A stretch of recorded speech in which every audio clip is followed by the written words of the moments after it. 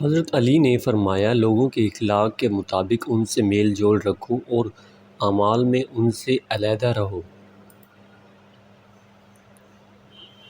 حضرت علی نے فرمایا، حاسد کے لیے بس یہی سزا کافی ہے کہ جب تم خوش ہوتے ہو تو وہ غمگین ہو جاتا ہے۔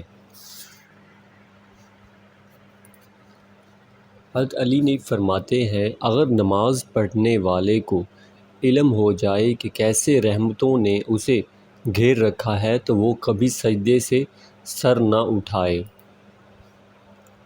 حضرت علی نے فرمایا، ان لوگوں پر اعتبار کرو جو تمہاری 3 باتیں بھانپ سکیں۔